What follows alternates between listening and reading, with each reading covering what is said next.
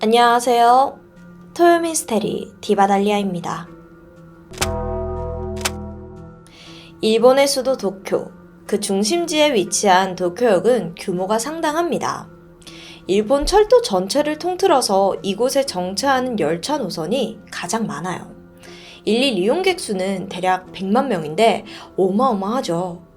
쉽게 비교해보면 우리나라의 서울역 일일 이용객 수는 대략 10만 명입니다. 그런데 도쿄역은 거기에 10배인 거죠. 사건이 발생한 건 2015년 5월 31일입니다. 막 그날도 분주하던 도쿄역에 갑자기 경찰들이 들이닥치더니 폴리스 라인을 치는 거예요. 사람들은 어리둥절했죠. 무슨 일이 생겼나? 보통 폴리스 라인은 사건 사고가 일어났을 때만 등장을 하잖아요. 그런데 경찰이 통제한 곳은 한 코인 로커 앞이었습니다. 코인 로커, 일정 금액을 지불하고 캐리어나 가방 같은 짐을 보관해주는 장소인데요.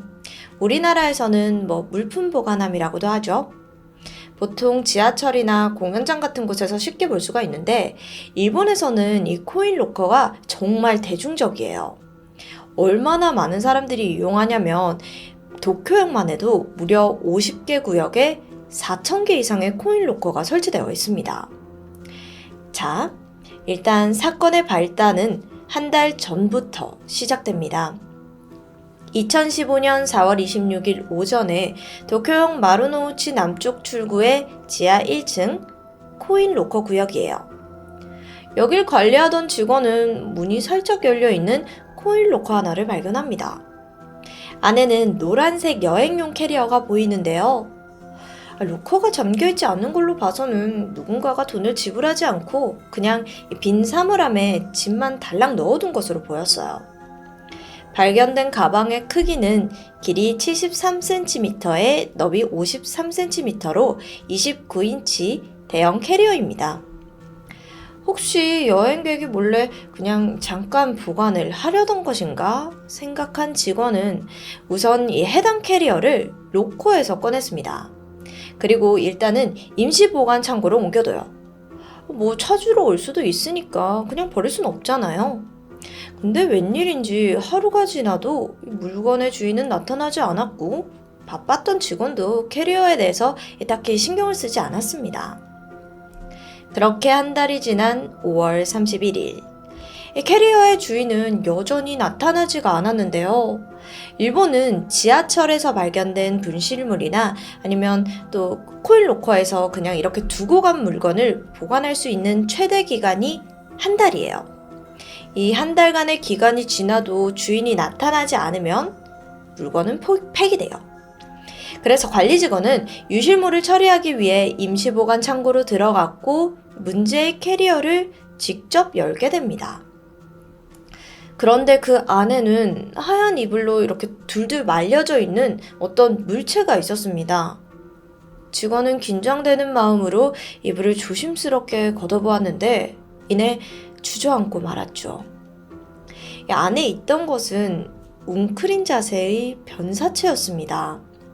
신고를 받은 경찰이 출동했고 캐리어가 최초 발견된 이 문제의 코인 로커는 폐쇄된 상황이에요. 시신 발견 다음 날인 6월 1일 부검을 진행하려고 했는데 지금 최소 한 달간의 시신이 캐리어에 있었던 거잖아요. 그래서 부패가 심해서 이 신원을 파악하는 게 불가능했습니다. 그나마 이 부검을 통해서 알아낸 건 시신은 70대에서 90대 사이의 여성 노인으로 추정됩니다. 이 신장은 약 140cm로 체구가 작고 마른 체형에 머리는 어깨 정도 흰머리가 섞여 있었고요. 발견 당시 베이지색 가디건을 입고 있었죠. 치아 상태는 또 좋지 않았는데 윗니는 거의 없었고 아랫니는 몇 개뿐이었어요. 또 이마에는 5mm 크기의 종양이 그리고 양 손가락에는 관절염을 하는 흔적도 보였습니다. 그런데 이 노인은 왜 캐리어에서 사망한 채 발견된 걸까요? 이 사체가 캐리어에서 나온 만큼 타살의 가능성이 높습니다. 그런데 정작 부검에서는 또 외상의 흔적이 보이지가 않아요. 더 이상의 수사는 진전이 없었고 결국 시신은 신원 미상의 사망 원인 미상. 답답해하던 경찰은 시신의 얼굴을 복원해서 몽타주를 대중에게 공개하기로 해요. 그런데 이렇게까지 했지만 여전히 아무런 제보가 들어오지 않았습니다. 사실 이 사건엔 좀 특이점이 있습니다. 이 시신이 무려 한 달간이나 지나고 발견이 되었잖아요. 그럼 부패에서 분명 냄새가 날 텐데 캐리어에 있던 창고에는 직원이 캐리어를 열기 전까지는 거의 냄새가 나지 않았다고 합니다. 그러니까 아무도 의심하지 않았던 거고요. 어떤 이들은 보관 창고가 좀 어둡고 시원한 편이라 비교적 냄새가 적었다고 보고 있습니다. 또 이 쾌쾌한 먼지 냄새랑 섞여 있을 수도 있고요. 하지만 결과적으로 이 부분은 수사에 걸림돌이 되고 마는데요. 이 신고가 접수되었을 때 경찰이 가장 먼저 한 건 CCTV를 확보하는 거겠죠. 당연히 범인이 캐리어를 유기하는 장면이 찍혀 있을 테니까요. 그런데 문제가 있습니다. 자, 이 도쿄역의 CCTV 저장 기간이 3주였던 거예요. 그 후에는 이전의 영상 위에 새로운 영상이 덮어 씌워지는 방식인 거죠. 그러다 보니 캐리어가 유기되었을 시기로 추정되는 4월 25일에서 26일 사이의 영상은 남아있지 않았던 거예요. 만일 단 며칠만이라도 시신의 존재를 좀 더 빨리 알아차렸더라면 CCTV를 확보할 수 있었을 텐데 너무 안타깝죠. 어쨌든 증거가 희박한 상황에서 경찰은 다시 현장에 있던 캐리어에 주목을 해요. 근데 여기서 이 캐리어가 완전 새 거면 판매회사에게 구매자들을 수소문해서 어떻게 저떻게 찾아볼 수가 있겠지만 유기에 이용된 여행용 캐리어 가방은 꽤나 사용감이 있었고 또 한참 오래전에 단종된 흔한 모델이었습니다. 그나마 불행 중 다행으로 캐리어 안에는 시신 외에도 특정한 2가지 물건이 있었는데요. 첫 번째는 검정색 줄 이어폰. 이건 1980년대 후반에 생산된 건데 휴대용 라디오를 사면 이 사은품으로 딸려오던 것이었습니다. 하지만 사실 그것만으로는 특별한 단서는 얻을 수가 없었겠죠. 두 번째로는 수건이었는데 그래도 여기서는 유의미한 정보가 드러났습니다. 이 수건엔 도쿄 인근 사이타마현에 위치한 파친코 가게의 상호가 적혀 있었거든요. 무엇보다 해당 가게의 바로 옆에는 지하철역이 위치해 있었고요. 자, 그럼 이 범인의 동선의 위치를 파악을 해보면 범인이 파친코 가게에서 출발을 해서 지하철을 타고 도쿄역까지 이동했다고 볼 수 있는 거예요. 이걸 토대로 경찰은 가게를 중심으로 대대적인 탐문 수사에 나섭니다. 이 시기에 큰 노란색 캐리어를 끌고 다니던 수상한 사람이 있는지 수사를 진행했지만 힘 빠지게도 별다른 소득은 없었습니다.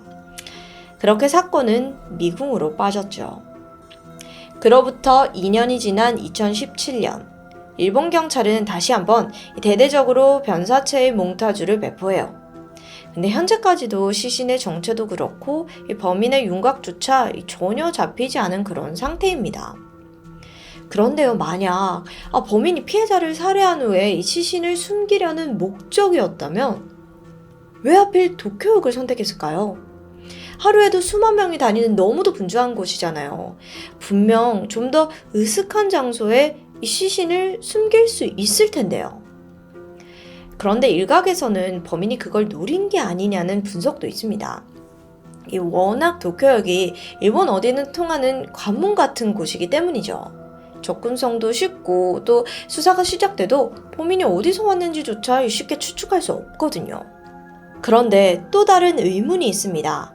범인은 왜 로커를 잠그지 않았을까요? 오히려 캐리어를 빨리 발견하길 바란 것처럼 말이죠. 이 시신을 유기한 시점은 5월인데 사실 5월이면 조금 따뜻해지는 날씨잖아요. 그럼 시신의 부패 속도도 빨라진다는 것을 분명 범인이 알 거란 말이죠. 빨라지면 악취가 새어나올 거고요. 하지만 범인은 이 시신을 비닐로 감싸지도 않고 그저 이불에 그냥 말았을 뿐입니다. 너무 허술해요. 그래서 이걸 종합한 일본 경찰은 새로운 결론에 도달하는데 그건 바로 살인보다는 시체 유기였습니다. 그러니까 이 노인의 시신을 로커에 유기한 이유가 어쩌면 가족의 장례비를 감당할 수가 없어서 이런 선택을 했다고 추측한 거죠. 왜냐하면 실제로 2010년부터는 일본 저소득 가정 중에는 장례비가 부담돼서 시신을 방치하는 경우가 급증하고 있었거든요. 오죽하면 일본 경찰은 시신을 유기하지 말고 이 진역 관할 센터를 찾아가서 도움을 받으세요 라고 홍보할 정도였습니다. 그런데요, 여러분, 진짜 놀랍게도 일본에서는 시신이 코인 로커에서 발견된 게 이번이 처음이 아닙니다. 한때는 이런 일이 너무 많아서 심각한 사회 문제인 적도 있어요. 그 한 예로 지난 2013년 2월에 일본에서 코인 로커 베이비라는 음원이 발매가 됐었는데, 얼핏 들으면 신나는 멜로디랑 가사 때문에 사랑 이야기인가 하는 생각이 드는데, 사실 이건 일본에서 벌어진 소름 돋는 실화를 담고 있습니다. 지난 1970년 2월 3일 일본 도쿄 시부야에는 도쿄 백화점이 자리를 잡고 있었습니다. 지금은 이거 워낙 오래 지나서 폐점한 상태인데, 여긴 사실 이때까지만 해도 일본 최대의 상업시설 중 하나였어요. 그런데 이곳 백화점 1층에 위치한 코인 로커에서 충격적인 게 발견됩니다. 신문지에 쌓인 채 싸늘한 시신이 되어버린 신생아였죠. 얼마 안가 범인이 붙잡혔는데 아이의 친모였어요. 그녀는 미혼모였는데 아이를 키울 만한 사정이 되지 않아서 결국 신생아를 유기했다고 말합니다. 애 낳아서 그냥 코인 로커에 버린 거예요. 근데 더 큰 문제는 이러한 비슷한 사례가 계속된다는 거죠. 신생아 시신 유기 사건만 같은 해엔 2건, 그 다음엔 3건. 설상가상으로 1972년에는 무려 8구의 신생아 시신이 발견됩니다. 모두 코인 로커에서요. 그만큼 일본 전역에는 코인 로커에 신생아를 버리는 일이 너무 많습니다. 너무 기이하죠? 그럼 도대체 왜 이런 끔찍한 사고가 계속해서 발생하는 걸까? 그 배경을 들여다봐야 하는데, 일본은 고도의 경제 성장을 겪었죠. 그래서 여기저기에서 자동화 무인화 서비스가 급격하게 발달을 했습니다. 동전을 넣고 짐을 보관하는 코인 로커 역시 누구의 눈치도 받지 않고 자동적으로 보관이 가능한 시스템이고요. 한편 그쯤 일본에서는 이 미혼모도 동시에 급증을 하고 있었습니다. 이 젊은이들이 자유분방하고 또 책임감 없는 성생활을 즐겼기 때문인데, 문제는 당시의 일본 사회는 편부모가 혼자서 애를 키울 만한 그런 환경이 아니었어요. 사회복지 기본이 없었거든요. 그래서 미혼모들이 선택한 건 결국 신생아를 그냥 유기하는 거였죠. 자, 그렇게 너도 나도 코인 로커에 이렇게 신생아를 유기하기 시작하니까 이게 유행처럼 번지기 시작한 겁니다. 1973년도 일본에서는 무려 46건이 발각되었을 정도예요. 이게 너무 심각하니까 일본 철도기업은 1973년 7월부터는 아예 코인 로커 최대 사용기간이 5일인데 이 3일로 단축을 시켜버립니다. 이렇게라도 하니까 이후부터는 아이를 유기하는 일은 점점 줄어들게 되었고요. 그런데 이게 또 완전히 해결된 건 아니었어요. 일본에서는 50년이 지난 지금까지도 비슷한 사건이 계속해서 생기고 있으니까요. 또 다른 사건을 하나 말해볼까요? 2018년 9월 24일 한 중년 여성이 야심한 밤에 경찰서에 찾아왔습니다. 49살의 스자키 M이라는 사람인데, 그녀는 충격적인 자백을 털어놓는 거예요. 자신이 약 4, 5년 전에 한 호텔에서 아이를 낳고는 그 아이를 코인 로커에 유기했다는 거죠. 일단 경찰은 그 진술에 따라 도쿄 인근에 위치한 이 자그마한 JR 우구니스 다니역으로 향했습니다. 그곳에 코인 로커를 수색했죠? 놀랍게도 실제로 이곳에서 유아의 시신이 발견됩니다. 아이의 시신은 이 잠겨져 있는 사물함 속에 있었는데 비닐봉투로 이렇게 몇 겹씩 감싸져 있는 상태였어요. 이미 사망한 지가 너무 오래돼서 사인은커녕 성별조차 알 수 없을 정도로 부패는 심각하게 진행된 상태였고요. 아니 4, 5년 전에 유기했다는데 이게 이대로 있었다는 게 정말 믿기지가 않지 않아요? 여기에는 이유가 있습니다. 워낙 로커가 사람들의 눈에 띄지 않은 장소에 있기도 했었는데 스자키엠이 본인이 몇 년째 이 코인 로커에 와서 돈을 지불했기 때문이에요. 계속 와서 살피고 관리했던 거죠. 그러니까 들키지 않을 수 있었던 거고요. 당시 하루 로커의 사용요금은 하나로 2,000원꼴인데 1년이면 70만 원이 넘고 그리고 4년이면 약 300만 원이 넘습니다. 상당한 돈이지만 스자키에민을 시신을 은폐할 최선의 방법이라고 생각한 거겠죠. 일본 지하철역에서 흔히 보이는 코인 로커. 무심히 스쳐 지나가는 이 로커 중 한 곳에 누군가의 시신이 들어있다고 생각하니까 너무도 공포스럽죠. 어쩌면 이것이 진정한 도시괴담이자 범죄의 사각지대가 아닐까요? 지금까지 토요미스테리 디바달리아였습니다. 안녕하세요. 토요미스테리 디바달리아입니다. 2005년 8월 30일 일본에서 꽤나 유명한 커뮤니티에 흥미로운 글 하나가 올라옵니다. 글쓴이 A씨는 자신이 초등학교 1학년 때 겪었던 일이라며 담담히 이야기를 시작하죠. 평소 A씨와 친하게 지내던 한 친구가 동네에 엄청난 장소가 있다면서 같이 가보자는 것이었어요. 당시 A씨가 살던 동네에는 자그마한 동산이 있었습니다. 그 동산 위에 위치한 공원 근처였죠. 공원 입구 반대편에는 비탈길이 나 있었는데 그곳에는 유독 잔디가 좀 시들어져 있는 부분이 있었습니다. 거기가 바로 엄청난 장소라는 거죠. 아니, 거기 뭐가 그렇게 대단한 게 있다는 건지 A씨는 못 이기는 척 친구를 따라 그 장소로 향하게 됩니다. 산을 올라 마침내 공원 근처에 다다른 두 사람. 이리저리 둘러보던 중 비탈길 한가운데 정말 이상하리 많지 잔디가 없이 텅 빈 대충 훌라후프 크기만한 장소가 눈에 띄었습니다. 이게 다른 곳은 모두 풀로 덮여 있었는데 그 장소만 아무것도 없는 게 좀 이상했죠. 근데 여전히 A씨는 시큰둥합니다. 이게 뭐 대단한 거라고. 곧이어 A씨가 그 훌라후프만한 곳으로 성큼 들어섰습니다. 친구는 아직 뒤에 있었고요. 역시나 아무 일도 없었죠. A씨는 그 공간에 서서 잠시 동안 그 도로 위에 달리는 차들을 멍하니 내려다보았습니다. 그리고 얼마 후 친구가 야 돌아가자 라며 어깨를 두드리자 A씨는 번쩍 정신이 들었죠. A씨는 멍 때리던 걸 관두고 다시 주변을 둘러보았는데 놀랍게도 벌써 해가 저물고 있었던 것이었습니다.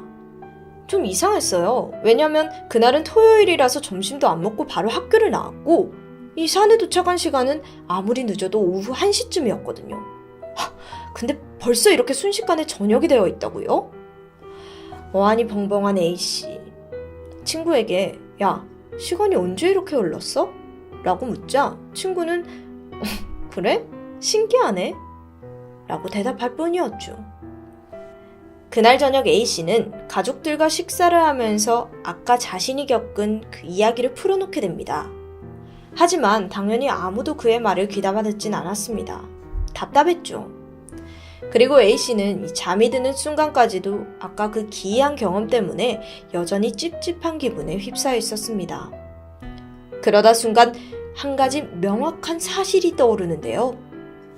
그 장소에 서 있는 동안 분명 아무런 소리도 들리지 않았다는 것이었습니다. 마치 방음 부스에 있는 것처럼 정막뿐이었죠.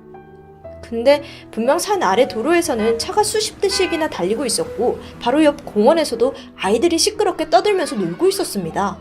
하지만 A씨가 그곳에 서자마자 마치 다른 차원에 있는 듯 너무도 고요했던 거죠. 게다가 시간의 감각도 이상한 게 확실했습니다. 잠깐 동안 멍 때리고 있다고 생각을 했지만 실제로는 몇 시간이 흐른 뒤였으니까요. 혹시 내가 뭘 단단히 착각한 걸까? 다음날 A씨는 친구에게 연락이 왔습니다. 그 장소에 다시 한번 가보자는 것이었어요. 근데 A씨는 어제의 경험이 너무도 무섭고 기이해서 단번에 거절합니다. 시간이 흐르고 그날 저녁 이번엔 친구 부모님으로부터 전화가 걸려오는데요.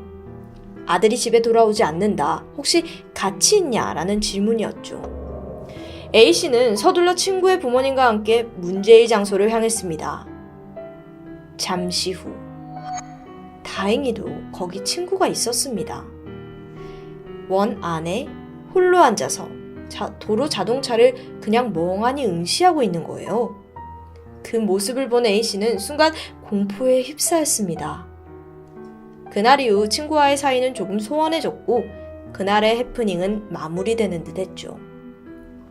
몇 년 후 A씨는 어느덧 중학생이 되었고 문득 그날의 경험을 떠올리게 됩니다. 어린아이의 과대망상이었나? 하며 넘기려는 찰나 아니, 그는 다시 한번 확인해보고 싶다는 생각이 들었습니다. 그리고 결국 자신의 동생을 데리고 다시 그곳을 향하게 되죠. 거긴 예전 모습 그대로였습니다. A씨는 동생에게 신신당부를 합니다. 자신이 저 원 안으로 들어가 볼 테니까 혹시 내가 안에서 멍하게 멈춰 있으면 반드시 구해달라는 것이었죠. 그리고 원 안으로 두 발을 내딛는 순간 주위가 고요해지면서 마치 내 머릿속이 슬로우 모션처럼 아무런 소리도 들리지 않았고 시간조차 느리게 가는 것 같았습니다. 형! 동생이 팔을 붙잡고 흔들자 순간 현실로 돌아와서 생각합니다. 아니, 이게 진짜라고?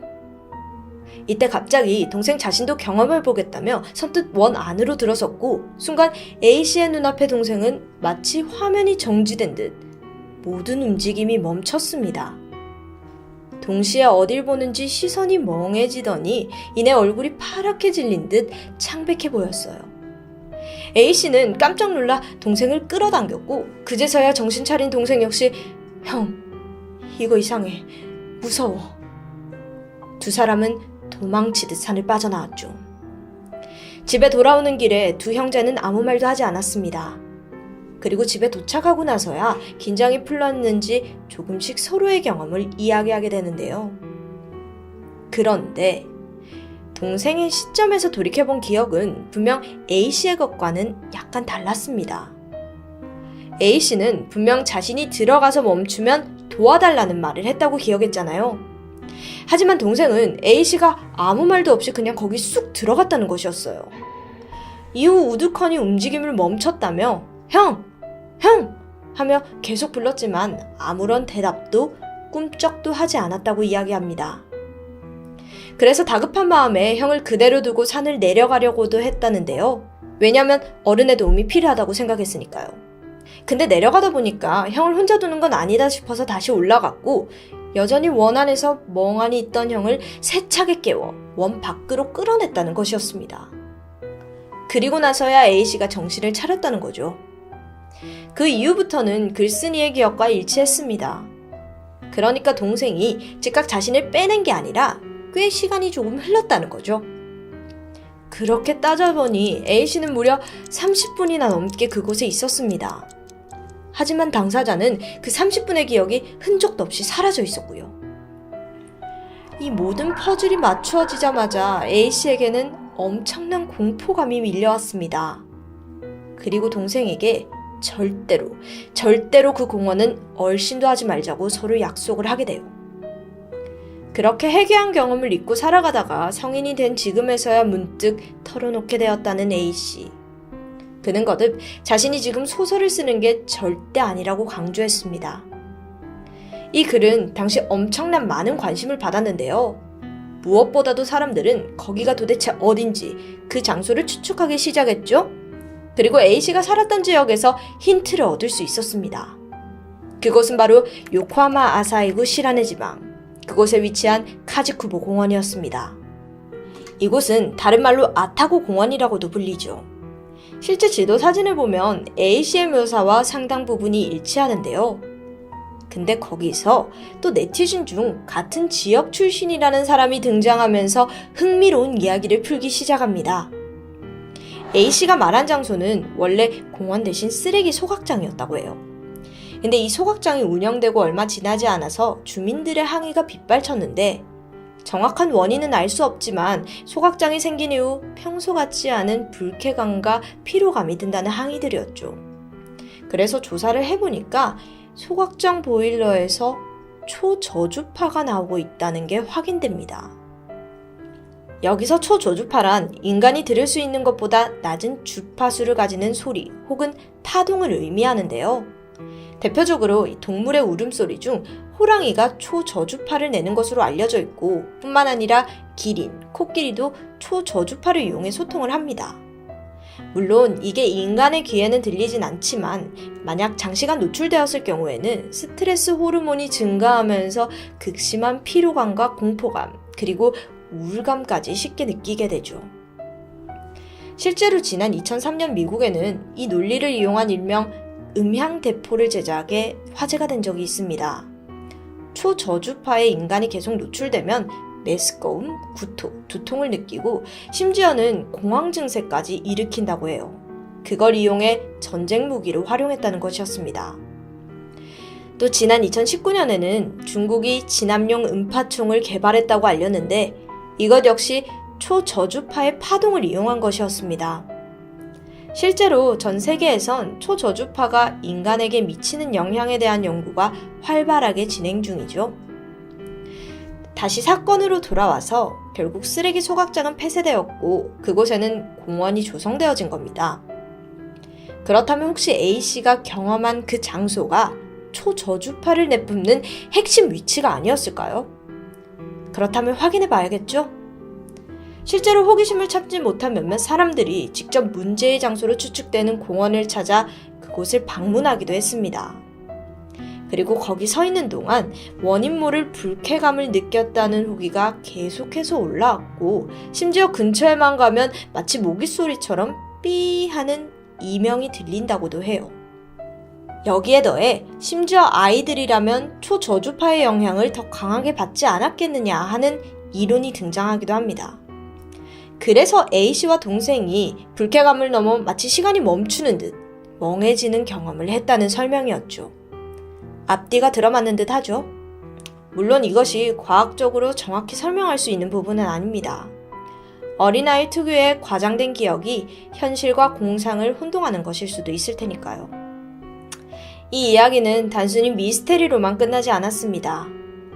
이 글이 소셜미디어를 타고 퍼져나가기 시작하더니 결국 나중에는 일본에서 마치 챌린지처럼 유행이 되어버린 거예요. 사람들이 하나둘 소문의 장소를 방문해서 인증샷과 또 영상까지 남겨서 틱톡과 유튜브에 업로드하기 시작했습니다. 이렇게 열풍이다 보니 지난 2022년 5월 4일 이 괴담은 일본 내 공중파 채널에서도 다뤄지게 되죠. 일본 후지TV의 세계 미스테리라는 프로그램을 아시나요? 이 방송에는 이 이야기를 심도 있게 다루었습니다. 그곳은 정말 소문대로 유난히 잔디가 나지 않고 불에 탄 듯한 그을린 원형 자리를 유지하고 있었죠. 방송에는 왜 이곳이 시간이 멈추는 경험을 하게 되었는지 그 이유를 다각도로 파헤치려고 노력했지만 끝내 미스테리는 풀리지 않았습니다. 그리고 방송 이후 공원은 더 유명해졌습니다. 다들 신기한 그 현상을 경험해보겠다며 우후죽순 몰려드니 말 그대로 이 아이러니한 관광명소가 되었는데요. 결국 미연의 사고를 방지하기 위해서 해당 장소는 폐쇄되었다고 합니다. 물론 이 괴담에 회의적인 사람들도 있었습니다. 만약 정말 초저주파 때문이라면 어떻게 그 작은 면적에만 영향을 줄 수 있냐는 거죠. 근데 사실 저도 여기서 같은 생각을 했습니다. 넓은 면적도 아니고 어떻게 이 작은 원 안에서만 기이한 현상이 일어날 수 있을까? 쉽게 믿기지 않는데요. 어쨌든 누군가의 어릴 적 경험으로 떠오른 요코하마 시간이 멈추는 공원. 이제는 폐쇄돼서 그 진상은 알 수 없지만 이곳은 여전히 일본에서 뜨거운 논란과 호기심의 장소로 전해지고 있습니다. 지금까지 토요미스테리 디바달리아였습니다.